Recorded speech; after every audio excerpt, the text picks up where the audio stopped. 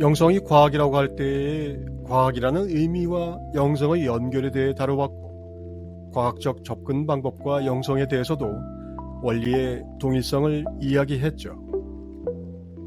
그렇다면 실제로 영적 훈련이라는 것은 어떤 의미에서 과학이라고 부를 수 있는 것일까요? 가설적 지시와 관찰과 개발, 파악과 결과, 검토와 확증에 이르는 그 과정 말이죠.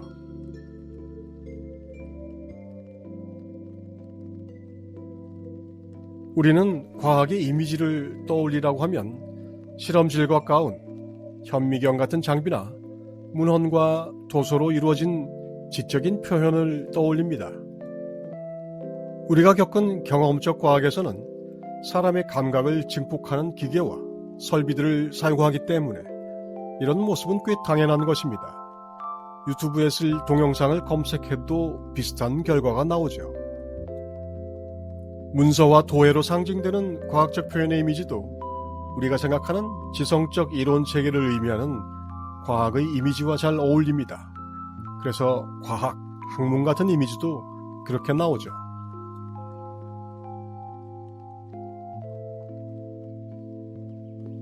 그런데 꼭 그런 이미지로만 볼 필요는 없습니다. 과학적인 접근 방법의 실천은 영적인 훈련에서 아주 단순한 이미지로 나타날 수도 있습니다. 도구나 문서가 없어도 상관없죠. 그게 뭘까요? 대표적인 예가 바로 좌선이죠. 아무것도 없이 그냥 앉아서 명상하는 겁니다. 그게 영적인 훈련 중 하나라는 건 우리가 다 알지만 그게 왜 과학인지는 설명을 들어야 하죠. 이것이 하나의 지시를 실천해 관찰하고 그 결과를 도출하는 과학과 어떻게 다를까요? 앉으라는 지시와 명상을 통한 관찰과 그 결과 드러나는 성품의 발견은 명확한 원리입니다.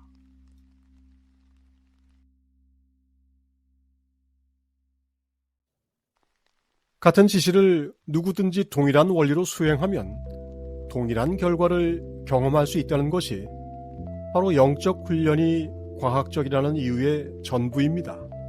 예외가 없습니다. 영성에서 모든 답은 깨달음입니다. 바로 아는 것입니다.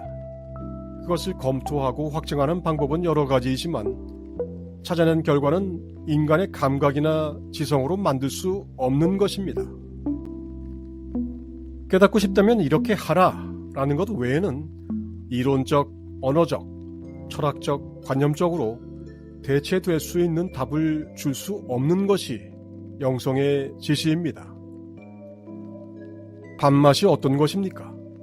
이런 질문에 레시피를 익혀서 조리를 하고 밥맛을 보도록 하는 것 말고는 다른 도리가 없는 것이 영성의 원리입니다.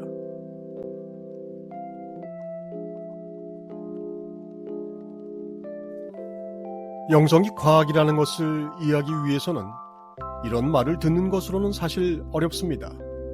다른 과학과 달리 영성은 그 결과로 감각적이고 지성적인 그 무엇을 만들지 않기 때문입니다. 양자물리학 이론을 적용해 전자기기를 만들어내거나 행동심리학을 적용해 제도를 바꾸고 그 결과로 경제적 후생을 높이는 것처럼 남이 한 것을 볼 수 있는 것이 여기는 없습니다. 다른 과학들과는 달리 영성은 스스로 과학자가 되어야 합니다.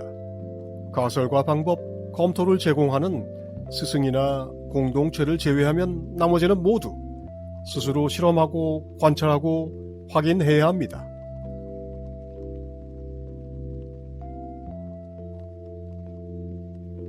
한편으로 영성의 방법론에 대해 대부분의 수행자는 다른 과학의 인지 도구에 해당하는 것이 제대로 갖춰지지 못한 상태라 제대로 과학을 적용하기 어렵습니다.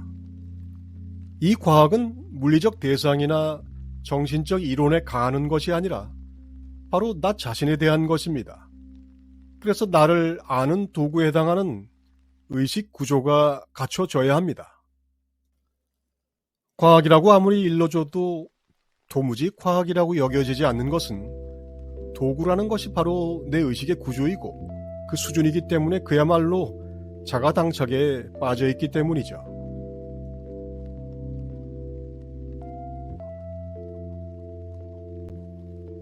결과적으로 보면 같은 지시를 같은 강도로 이행하면 동일한 결과를 분명 얻습니다. 그래서 영성은 과학이 맞습니다. 그런데 이것을 아는 것은 스스로의 알미 분명해야 합니다. 영성이 과학이라는 것을 알려면 전체적인 과정을 모두 체험해봐야 합니다. 결국 체험이 곧 실험이며 그것은 영성이 과학이라는 사실을 이해할 수 있는 의식 수준으로 올라오는 겁니다. 의식의 수준이 깨달음을 체험할 수 있는 그 수준까지 오지 못하면 결국 경험과 지성에 기댈 수밖에 없게 되는데 그러면 또한 초월할 수 없습니다. 영성은 스스로를 입증하는 과학입니다. 모든 방법과 결과가 모두 나에게 적용되고 발생하기 때문에 의심의 여지가 있을 수 없는 너무나 명백한 증명이 가능한 과학입니다.